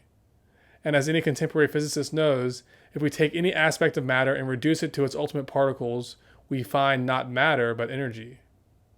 The energy within nature moves into it after being drawn down from the source field, this being the all-encompassing ever-present field of the etheric energy or akasha, which surrounds, interpenetrates, and vitalizes all forms in space. Through the rediscovery of this sacred truth, the entire body of modern scientific knowledge can be reframed and reinsold with a newfound sense of religious vitality and spiritual significance. Hall elaborates on this point, noting that, as we delve deeper into the mysteries of space, we discover we have to correct our beliefs about what we think we have learned. There is no change in facts, they remain the same. But now there is added a greater body of reality, one which ensouls truth, makes facts vital, and gives the individual a living textbook to study during his years of studentship in this material world. By reattaching itself to the core principles of philosophy and religion, something it has recently grown away from, science once again rediscovers nature as a living textbook of the divine wisdom. Here, science's purpose becomes to study nature so as to discover law. And through the discovery of law, we learn to obey law. And in so doing, we honor the intelligence of nature and the wisdom of God, who first formulated these laws. In this new paradigm, science learns to see the world as Plato did, with visible effects seen as the consequence or outcome of invisible metaphysical causes, whose origin recedes into the mysteries of space itself. As we realize this, our whole outlook on life changes, and a new era of scientific discovery and accomplishment is revealed. Here, secular science is left by the wayside, and science understands that it is now one component of a divine trinity, existing alongside philosophy and religion as its fundamental brethren. Elaborating, Hall informs us that in this new, more advanced philosophic understanding of science that we are moving into, one based upon a rediscovery of Francis Bacon's original concept for it, we come to understand that the only way space can be explained concretely is to study its consequences or effects as these gradually become apparent. We cannot see the roots, but we can sometimes see the blossom and the fruit. In other words, we cannot always estimate the cause, but gradually the effect becomes manifested. By a continuous consideration of effects and by constantly observing the changing situations of existence, thoughtful persons gradually develop a hypothesis of space that is highly valuable and useful. Over time, this hypothesis can be developed into a doctrine informing not only the scientific mysteries of existence, but also the spiritual and religious mysteries that underlie our own psychological encounters with mysticism and the spirit world beyond. Over time, this hypothesis can be developed into a body of knowledge that informs us not only about the scientific mysteries of material existence, but also about the spiritual and religious mysteries that underlie our own mystical encounters with the spirit world beyond. According to the teachings of the esoteric doctrine, which Manly Hall dedicated his life to revealing to us, the infinite power of God abode in space and manifested through the infinite manifestations of energy, life, and power that come into being within it. Space is therefore understood to be alive and intelligent. Within space, every process of existence is, in and of itself, lawful and dominated by purpose. Therefore, a close study of space reveals the presence of God, law, wisdom, and intelligence everywhere in the universe. In this way, through a transformed understanding of space, we come to discover a new outlook on science, one based on a paradigm that is no longer secular, but rather scientific, philosophical, and religious, all at once simultaneously. This new outlook naturally reveals itself the more we come to study space, for the reason that a close investigation of space reveals a universe in which the life of spirit, which is energy, pervades all things. This energy is alive, it is intelligent, it pervades each of us, and we all share it in common. In this view, we come to understand that spirit's interface with matter comes through this all-pervading field of etheric energy, which fluxes into, out of, and through all material forms. This energetic substrate is therefore the gateway into the spirit, as well as into the inner mysteries of our own minds. In order to truly unravel the inner mechanics of the mind, we must first address this mystery of space, for the reason that mind resides in a middle ground between abstract space or spirit and the world of individualized material forms existing within its field. As you go into space, you discover that between the world of individualized forms and the universal field of absolute space that contains them, exist a number of metaphysical planes. These planes are the actual home of the entity within us that we call the mind, psyche, or soul. In other words, the human soul or mind has a tangible existence, this being within an energy body that exists in the metaphysical fields that surround the physical body. It is by means of this energy body that we ultimately come into contact with the grand mysteries of space, these having to do with the universal presence of God, spirit, and consciousness. Hall tells us that there is only one way in which we can approach a comprehension of the space dimension, and that is through the gradual experience of the space dimension within ourselves. In other words, through the mechanism of an intermediary agent, the mind. Hall writes that man can only know what he experiences. He cannot know space until he experiences space, and the only way he can experience it is through inner intuitional insight. This experience of inner intuitional insight is fulfilled in the mystical experience, where the inner consciousness of man integrates psychically with the universal consciousness of life.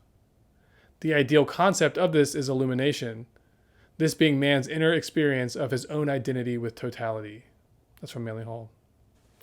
Elaborating further on the nature of this transcendent experience, Hall writes, quote, "It is not difficult to imagine that mystics like Lao Tzu in China, sitting on the side of a hill and contemplating all this mystery, might be overwhelmed by it, might suddenly experience such a surge of inner emotional sensitivity that it would be revealed to them that the universe is far more glorious than anything we have ever contemplated." Through passages like these, we discover that, through a gradual enlargement of consciousness within ourselves, the human psyche comes to attain a transcendent experience of space, or more specifically, the spiritual mystery of consciousness within space. By implication, the more we explore the hidden metaphysical mysteries of space, the more we gradually come to explore the hidden inner realms of our own psyches, for the two are one and the same. In esoteric philosophy, it is taught that within the human psyche are latent powers and potentials, ones that at present remain dormant and unutilized in the majority of people. Thus, as Hall tells us, the only possible way in which man can finally orient himself in the greater universe is through faculties that are latent within himself. The secret to unlocking these inner psychic capacities lies in the mysteries of the mind and the metaphysical energy body it is contained within. This so-called light body has to be gradually unfolded and its resources clarified, which is accomplished through discipline and the perfection of esoteric arts and sciences. Hall cautions that the perfection of the individual is not achieved merely by the perfection of his body. True perfection implies the improvement within himself of a subtle field or plane of energy which may be termed vibratory, whereby man travels from one state of being to another state by changing the vibratory rate of his consciousness. It is through this energy body that man explores the inner mysteries of inner space. Evolution for man is therefore primarily the perfection of the inner soul more so than the outer body. It is what Manly Hall calls an experience in depth, in other words, one that pushes mankind toward the recognition of the need to explore the deeper resources of his own nature. As mankind evolves, it incrementally unlocks and releases new powers, potentials, and capacities within the soul. By implication, the soul powers we possess and demonstrate today are the fruitage of past lifetimes of evolutionary development, ones the soul moved into and out of during previous cycles of incarnation. Today, mankind is working to develop and unfold new psychic powers and potentials, and the challenges of the present age are ultimately designed to stimulate this unfoldment. These new powers include those associated with ESP or extrasensory perception. With these inner faculties coming into development, in the coming age of air, we will use them to explore the inner metaphysical dimensions of space, the realms where the enlightened ones dwell, the gods are permanently enthroned, and the light of God shines eternal. And that's the end of that section. So that was called the inner exploration of space. And this is what the archetype that we're dealing with here is bringing us towards. This archetype of the spinning wheel, the chakra, or the UFO. So now we're going to go deeper into the space mystery, and this is bringing us to our next section, space as the gateway to the spiritual hierarchy. All right, next section, space as the gateway to the spiritual hierarchy. The deeper we probe into the hidden mysteries of space, the closer we come to the creative principle itself, as well as to the hierarchy of gods and spiritual beings that descend from its consciousness and draw from its light. Carl Jung termed this creative principle the self, and the gods surrounding it the archetypes of the collective unconscious. In his view, when we have psychological encounters and experiences of divine beings, what we are actually engaging with is these psychological archetypes within ourselves. This inner exploration of these hidden dimensions of our own psychic nature is what religion is actually all about. It's not about an idea of God or spirits derived from scripture or a story we tell ourselves. It is about a personal, transcendent, mystical experience of the inner aspects of our own psyches, with the mystical union of the self being the culminating experience one can discover. Hall and Jung both believe that the religion of the future must become a psychologized one based on the experience of God rather than merely the worship of God. In their view, religion must integrate with mysticism so that it may become that part of human knowledge which enables man to discover or experience the spiritual integrity and consciousness of space as the supreme deity. Hall tells us that there is one deity, one eternal life, one God abiding in all things, a God of stars, constellations, atoms, molecules, and ions, one tremendous archetype of which all things are miniature reproductions. This is the God of space. It is also the God of consciousness. And in the fullness of religion, the quest ends in the experience of a psychological communion with this divine being. This view on things imparts a clear moral directive upon space and our relationship to it. Space is not only there, but it is good. It is not only everywhere, but it is wise. And it is not only good and wise, but in its infinite diffusion, it is infinite love. Religion in its highest form becomes about awakening the love of God within the soul and experiencing it to its fullest. This is religion as a mystical, esoteric experience of the divine, an experience that one learns to unlock and release through study and practice of the esoteric teachings. This doctrine teaches the disciple how to awaken and release this power of divine love within the soul, and therefore it constitutes the highest practice of science and the most sublime form of religion. As the consciousness of the awakening soul ascends into space, it discovers above and beyond material reality a spiritual, non-material realm vastly greater than physical creation. Discovering this truth, the soul also discovers that, quote, the invisible universe around us is actually inhabited by evolving forms of life. More specifically, the universe is divided into bands of vibratory rates, each of which can be inhabited. The mystics and seers of all ages testify to this truth. For example, Hall informs us that, in his last discourse with his disciples, Socrates described a race of beings that lived along the shores of the air, as men live along the shores of the sea. He was convinced, as the result of his own intellectual penetration, that someday we would find out about the existence of these numerous orders of living things in the atmosphere, growing and developing as we are, but composed of a more subtle substance. Later, in the 16th century, Paracelsus came to the same realization, stating that this world in which we live is an island in the midst of a great inhabited space. There are countless orders of life that we cannot see, races of beings infinitely more intelligent than we are. Here we come to the idea that within an immense monotheistic concept exists a polytheistic organization of gods, demigods, enlightened beings, and non-physical entities. Hall explains that the interval between the infinite and the unbound realm of the absolute and the bound infinite realm of creation we know and experience cannot exist as an empty vacuum. We cannot imagine a great corporation composed of the board of trustees and the office boy with nothing in between them. We cannot imagine a great institution of learning with a president, a small group of deans, and then a large collection of freshmen with nothing in between. This is not conceivable. Instead, in the universe, the machinery of life is very complicated. There are infinite levels of being. There are all forms of existence, visible and invisible to us. All of these levels represent conditions and manifestations of one unconditioned power. It would seem reasonable to assume, then, that whereas order is present everywhere, from the highest to the lowest, there must be branch managers, assistant managers, bookkeepers, salesmen. There must be those who fulfill all the duties of a great metropolitan city: the fireman, the postman, the policeman. A great cooperation must exist before the great corporation is able to function. By analogy, in the metaphysical realms of space, this vast organization represents a great hierarchy of creating powers, all of them subservient to the eternal supreme reality itself. The evidence would suggest that there had to be deputy supervisors taking care of things, Hall writes, and out of this came polytheism. Polytheism was the creation of symbolic personalities to represent the major levels and processes of universal life. All these secondary deities, so-called, had various sovereignties, making possible a legitimate and organized way of existence. Each have, as their duties and responsibilities, the distribution of the natural resources of the infinite. In man's body, we have the same general organization. Whether we know it or not, there is a great organization under the skin. This organization has its centers, its managers, its associate managers, all its branch offices. As one consciousness opens up to the mysteries of space, this vast hierarchy of spiritual organization reveals itself. But it does so archetypally, clothing itself in a variety of outer symbolic forms, ones appropriate to the mind state of the person undergoing this experience. In his lecture, The Mysteries of Space and the Esoteric Philosophies of East and West, Hall elaborates further, explaining that the psyche encounters this divine hierarchy of spiritual powers in such a way that their attributes become clothed in patterns of archetypal symbolism that the human mind can comprehend and understand.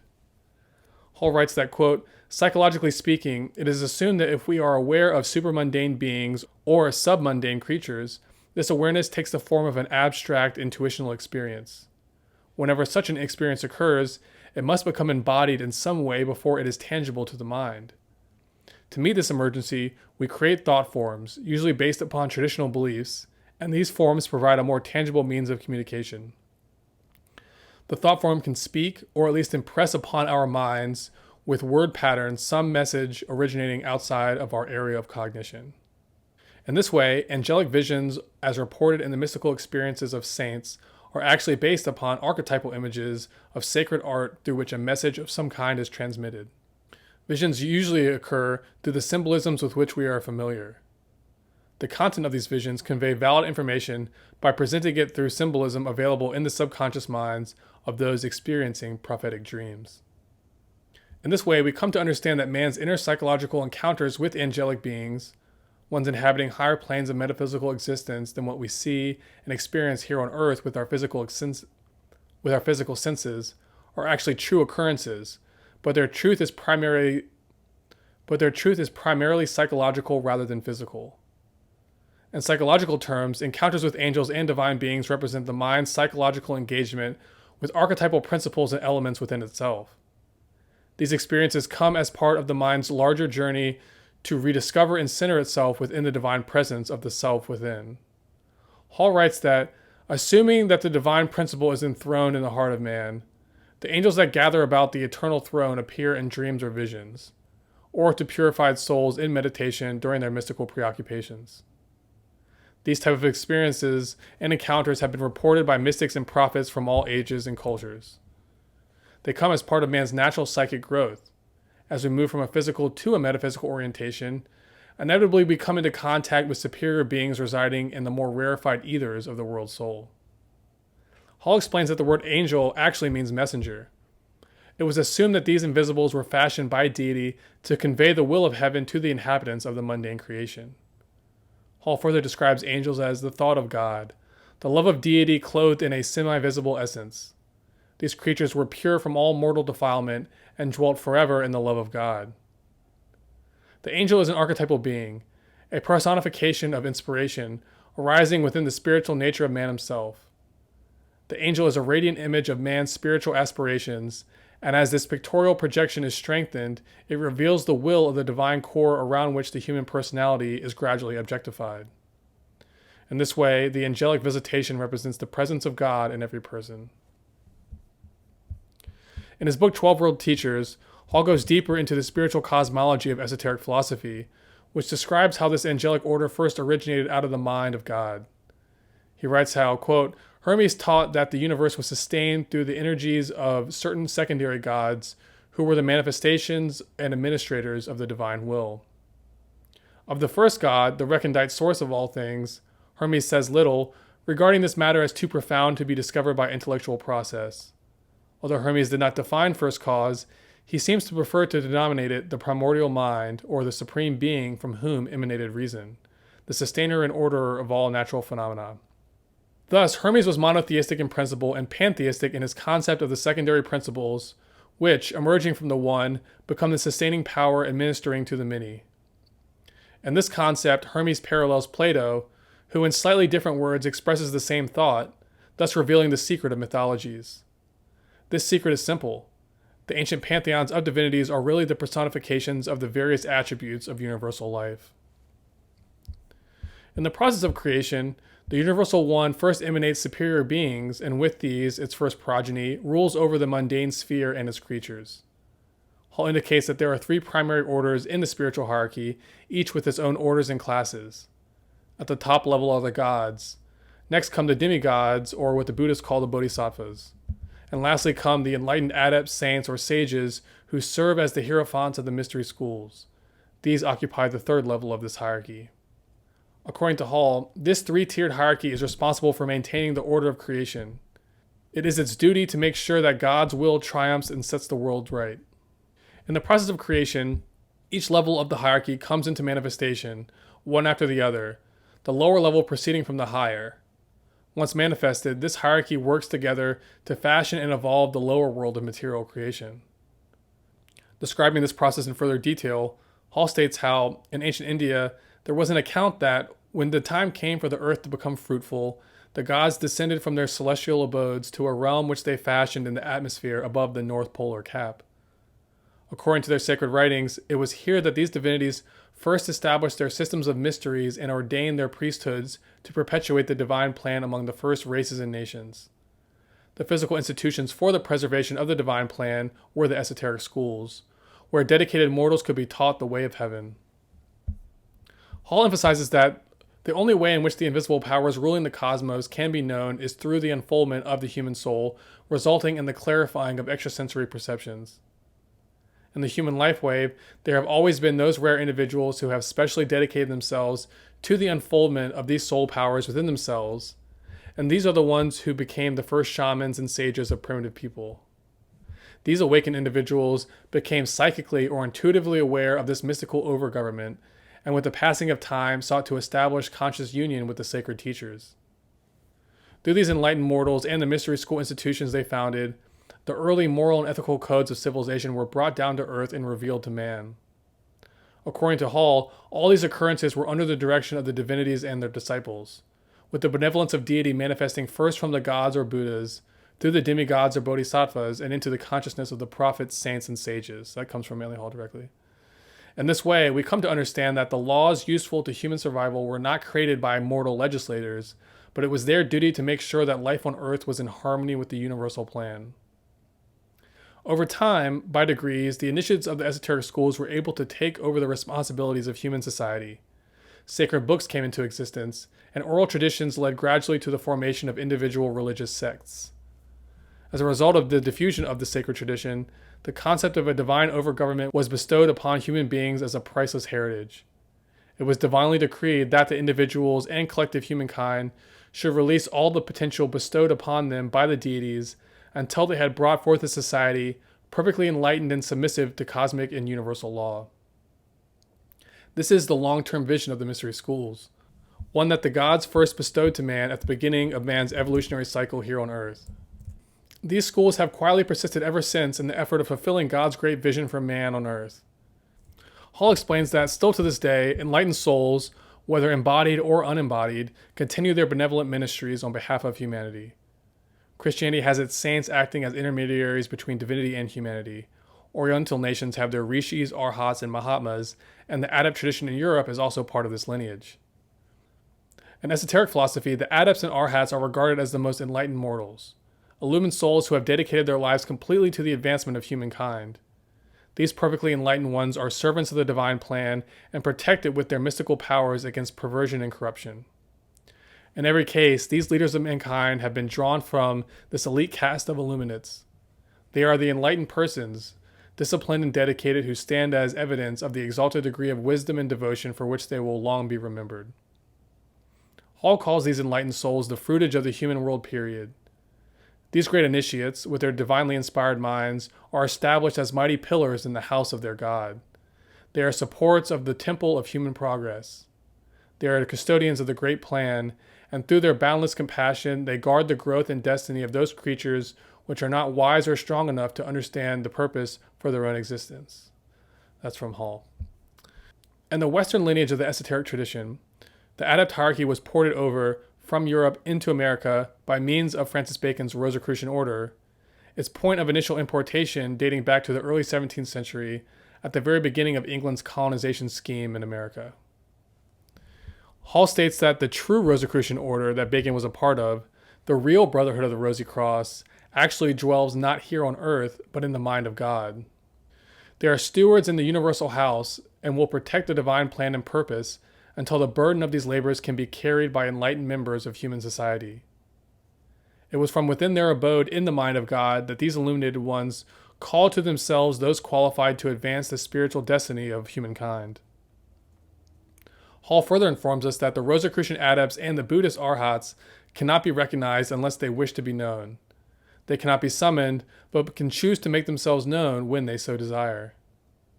But to those pure of heart who have dedicated themselves to the fulfillment of the divine plan, then through reverie, meditation, and prayer, these invisible teachers of mankind can be contacted. Only in this manner can the true purpose of the fraternity and the identity of its actual members be known with certainty. So this is into that section. It's called Space as the Gateway to the Spiritual Hierarchy. And here we're exploring some of the fundamental ideas about the idea of a spiritual over-government and how a probing of space inevitably leads us to a realization of this truth. And this is true whether you are exploring space in terms of, outwardly, in terms of the UFOs, in terms of the idea of a secret black projects world. The deeper you go into that, the more you realize that that whole situation is being run by a great mystery school as an initiatic play.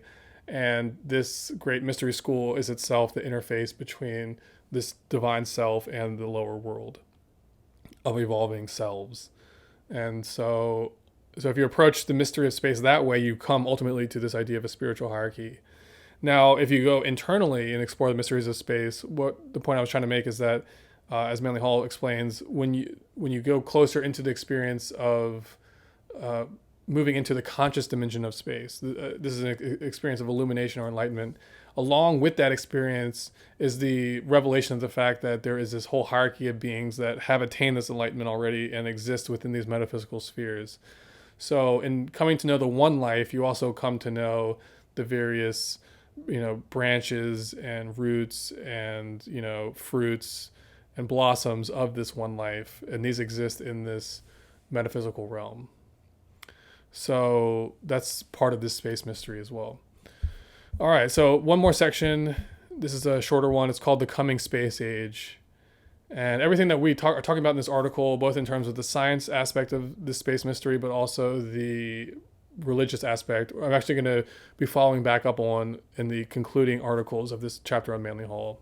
So I'll be unpacking this even more as we go forward. But this will wrap us up for today. So this is called The Coming Space Age.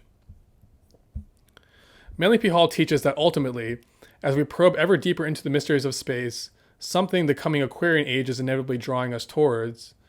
In our explorations, we must inevitably discover a universe of absolute life. He writes that it is inevitable that we will finally come to the conclusion that space is populated with an immense race of beings, distributed much as on Earth and developing their potentials in the specialized environments in which they must function. The truth about extraterrestrial life lies in this idea of a metaphysical spiritual hierarchy. As Hall further explains, more than one natural evolving order of life can exist in a solar system, or even on one planet at one time. Each order of life is isolated by some type of vibratory core pattern, and many such patterns can exist in the same place at the same time. Indeed, if these different evolving strata of life are key to different vibratory rates, they can move through their separate evolutions for millions of years and never contact each other or know that anything else exists.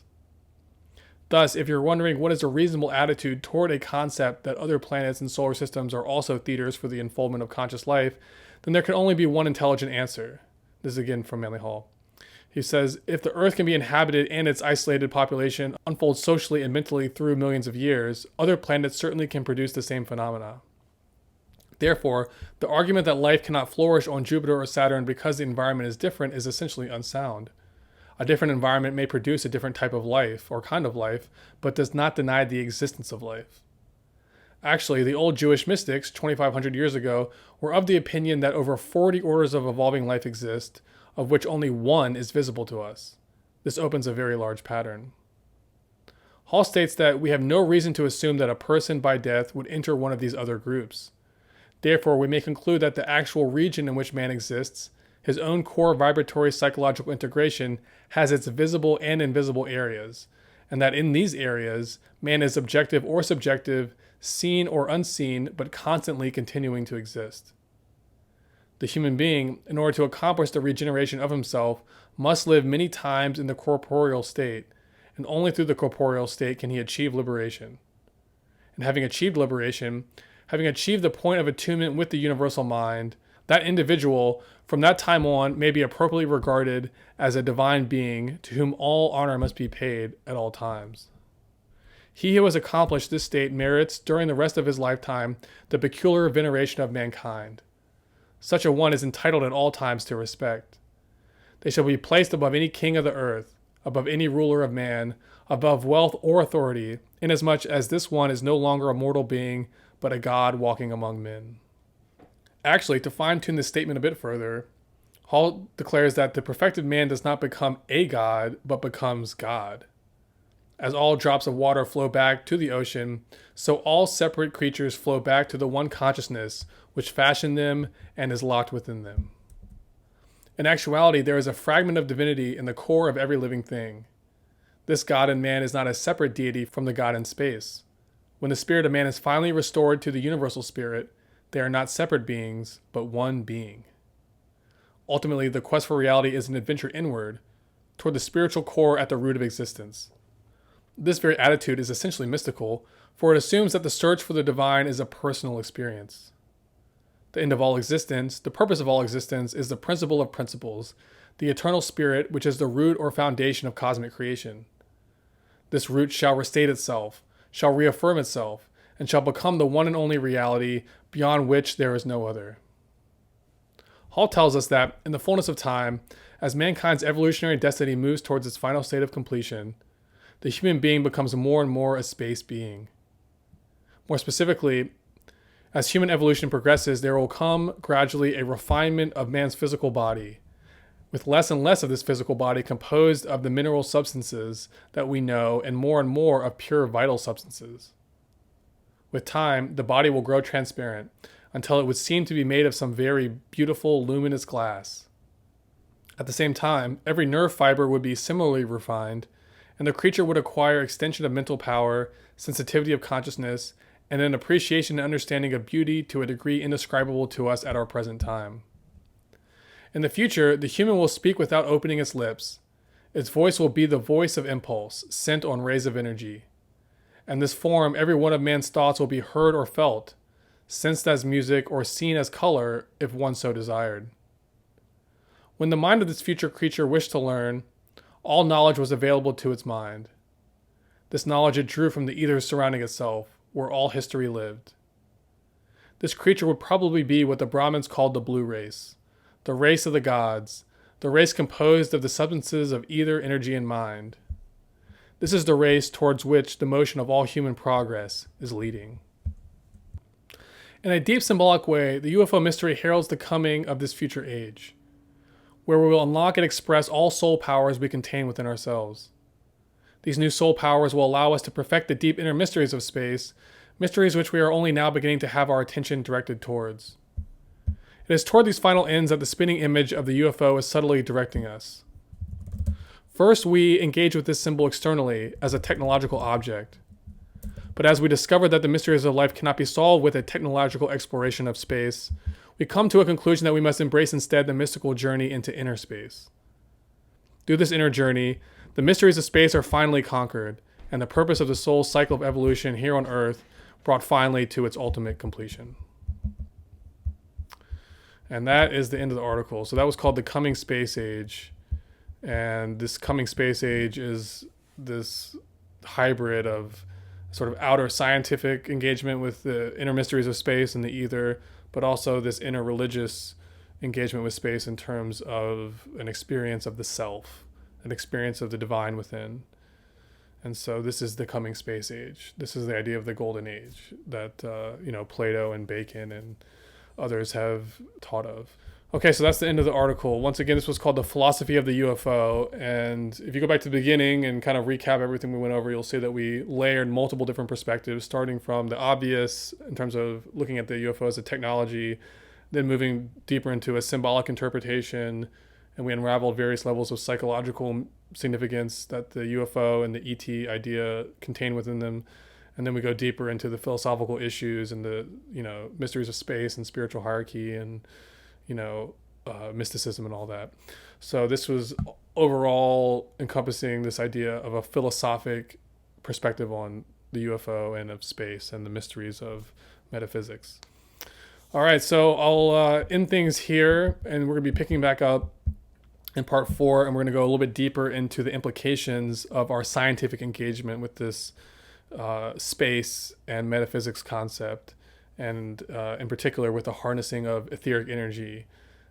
So we're going to go into some of Hall's writing about the sort of social implications of this technological revolution and this also religious revolution, and how this new sort of social paradigm that has to emerge in response to these technologies is also one that has to begin engaging with these metaphysical dynamics within ourselves, the metaphysical dynamics also that interface with the mysteries of the spirit and the spiritual hierarchy and the angelic realm and the mystery schools and the adepts and things like that.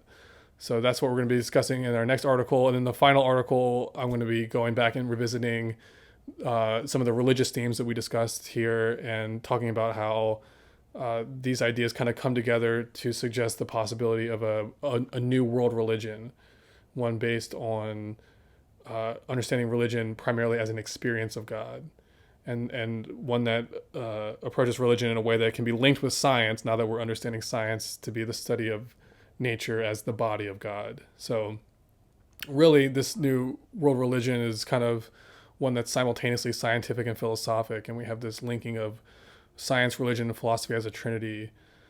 But anyway, that last article will be focusing on this idea of a coming world religion and the role that philosophy and science play in that. And that'll wrap up this section, this whole chapter on Manly Hall, and then we'll be going forward into the last chapter of this book, which is on the 21st century and applying all this stuff to the problems of today and doing a little bit of prophesizing about what's to come. So that's it for now. Once again, this is Alex Sacken. This is the Wisdom Tradition podcast. Thank you for tuning in, and God bless.